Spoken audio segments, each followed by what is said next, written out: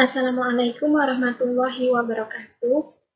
Kami dari kelompok 2 akan menyampaikan materi mengenai kejadian luar biasa keracunan makanan.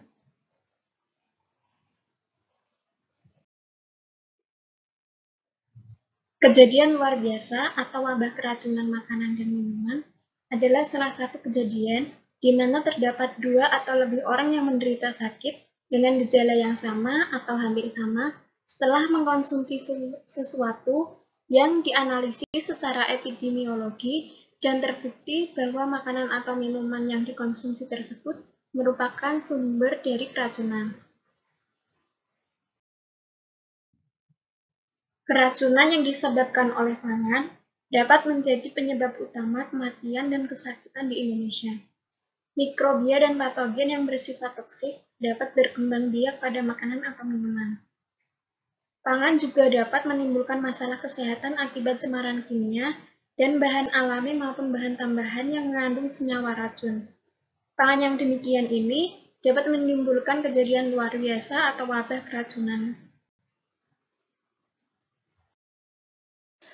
Oke, untuk gambaran kasus keracunan makanan yang kita ambil, yaitu pada tanggal 1 sampai 3 Maret 2017, berdasarkan laporan warga setempat, di Desa Kepek, Kabupaten Gunung Kidul, Daerah Istimewa Yogyakarta, terjadi keracunan makanan sekitar jam 10 waktu Indonesia Barat.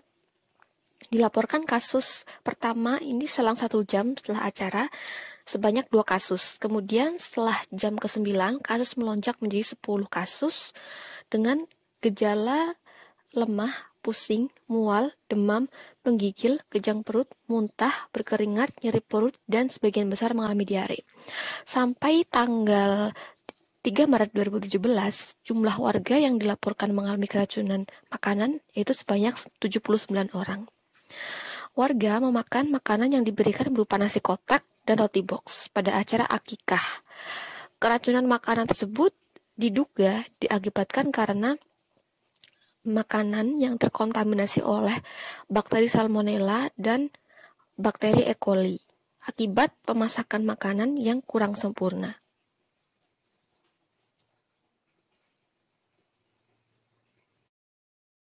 Langkah investigasi yang kita lakukan yaitu yang pertama, persiapan investigasi lapangan, kemudian memastikan adanya wabah, memastikan diagnosis, membuat definisi kasus, lalu deskripsi epidemiologi kasus, membuat hipotesis, menilai hipotesis, memperbaiki hipotesis dan mengadakan penelitian tambahan, melaksanakan pengendalian dan pencegahan, lalu menyampaikan hasil penyelidikan. Langkah investigasi yang pertama yaitu persiapan investigasi lapangan. Persiapan lapangan ini dilakukan secepat mungkin dalam waktu 24 jam setelah laporan diterima. Persiapan penelitian lapangan tersebut meliputi pemantapan informasi atau konfirmasi, pembuatan rencana kerja, dan pertemuan dengan pejabat setempat.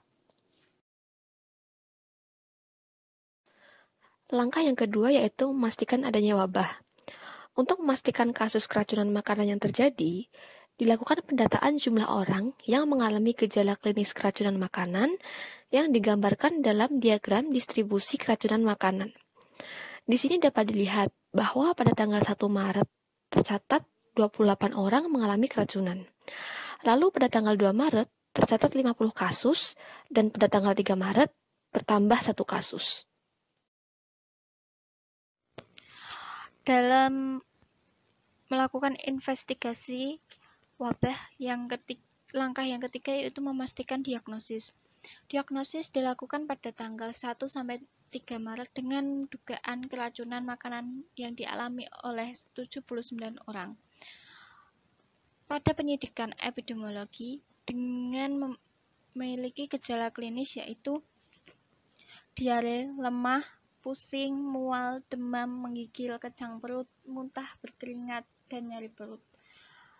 Diare dengan presentasi yang tertinggi yaitu 91,14%, kemudian lemah 89,87%,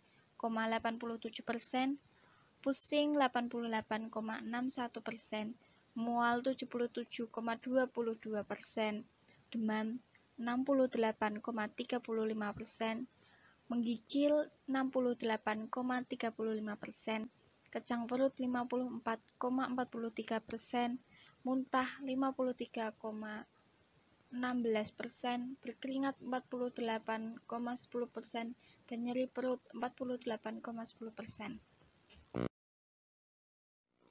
Kemudian langkah yang keempat yaitu membuat definisi kasus.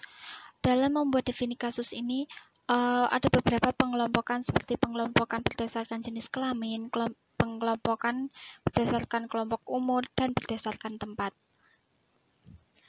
Dengan berdasarkan jenis kelamin, dalam tabel tersebut dapat disimpulkan bahwa kelompok perempuan memiliki attack rate yang lebih tinggi dibandingkan dengan kelompok laki-laki.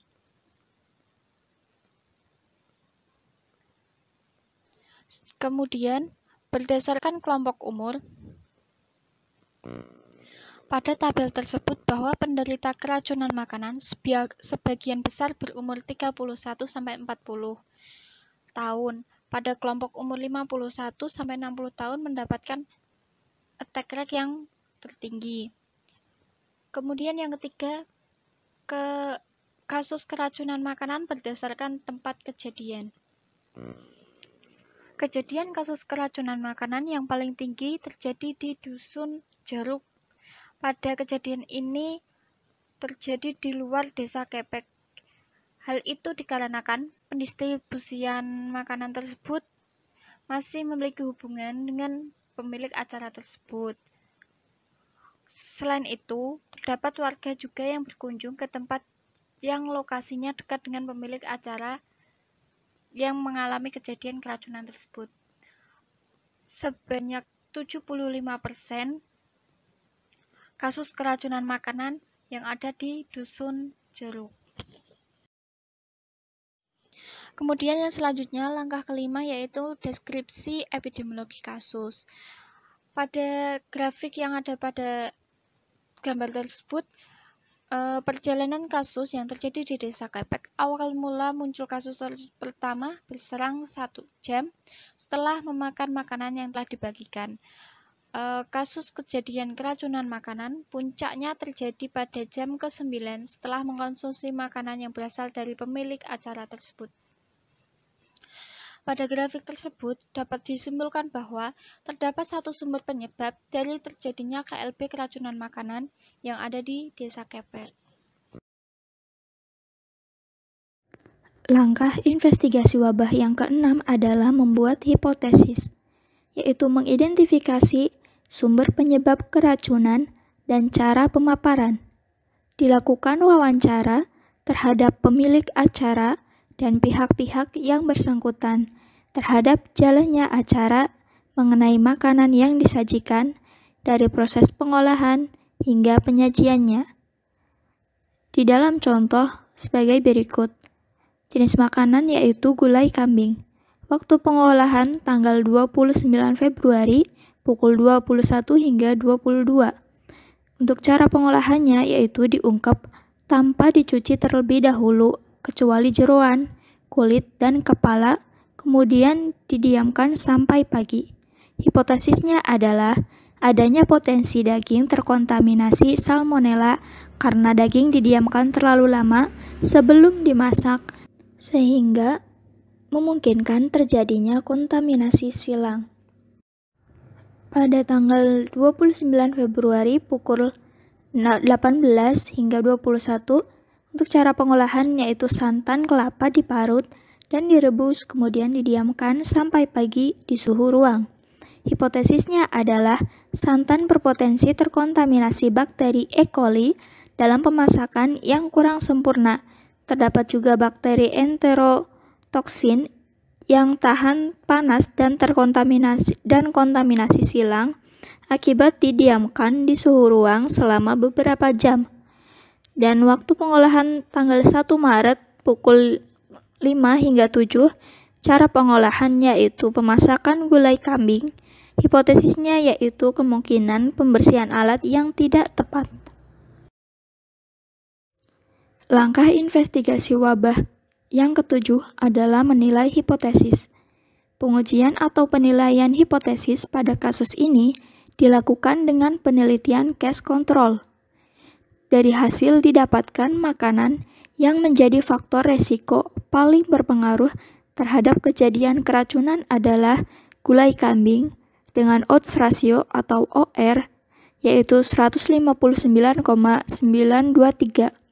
Hal tersebut berarti konsumsi gulai kambing beresiko 159,923 kali terhadap keracunan makanan dibandingkan dengan warga yang mengkonsumsi makanan lain atau tidak mengkonsumsi gulai kambing. Langkah investigasi wabah yang ke-8 adalah memperbaiki hipotesis dan mengadakan penelitian tambahan. Berdasarkan tanda dan gejala serta masa inkubasi kejadian keracunan makanan di Desa Kepek diduga disebabkan oleh kontaminasi bakteri Salmonella dan E. coli. Hal yang mendukung hipotesis di atas adalah hasil pemeriksaan laboratorium terhadap sampel makanan yang diberikan oleh BTKL, yaitu sampel positif mengandung E. coli dan Klebsiella sp.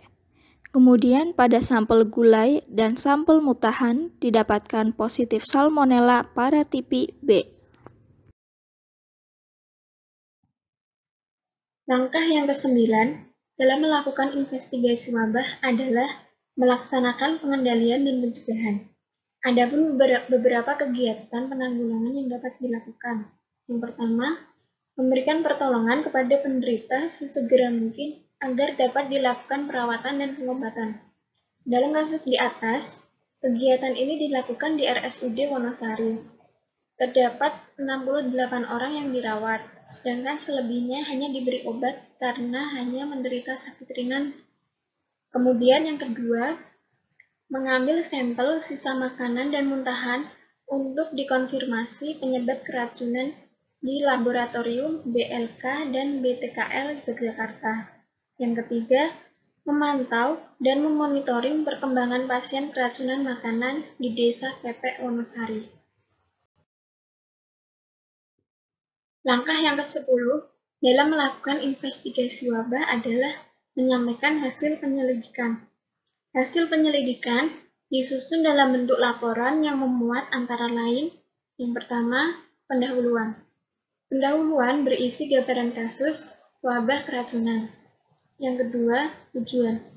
Tujuannya dapat berupa tujuan umum maupun tujuan khusus. Yang ketiga, metode. Berisi rancangan penelitian. Pada kasus ini menggunakan metode case control. Yang keempat, hasil penyelidikan. Hasil penyelidikan dapat berisi hasil investigasi lapangan berupa jumlah kasus. Yang kelima, definisi kasus. Berisi definisi berupa gejala dari kasus keracunan. Yang keenam, orang atau subjek. Berisi data kasus berdasarkan jenis kelamin, umur, dan tempat tinggal. Yang ketujuh, tempat kejadian wabah. Berisi mengenai tempat yang menjadi sumber terjadinya wabah. Dapat berupa desa, kecamatan, kota, hingga negara. Yang kedelapan, pemeriksaan laboratorium. Berisi hasil uji laboratorium sampel yang menyebabkan terjadinya wabah keracunan. Yang kesembilan, tindakan yang telah dilakukan. Berupa langkah-langkah yang dilakukan dalam menangani wabah. Yang ke-10, kesimpulan. Merupakan hasil rangkuman dari penyelidikan wabah. Yang ke-11, saran. Berisi pesan yang dapat disampaikan kepada subjek atau orang yang mengalami keracunan maupun masyarakat luas. Sekian pemaparan materi mengenai kejadian luar biasa keracunan makanan dari kami kelompok 2. Terima kasih kepada teman-teman yang telah menyimak pemaparan materi dari kami. Kurangnya kami mohon maaf. Akhir kata, wassalamualaikum warahmatullahi wabarakatuh.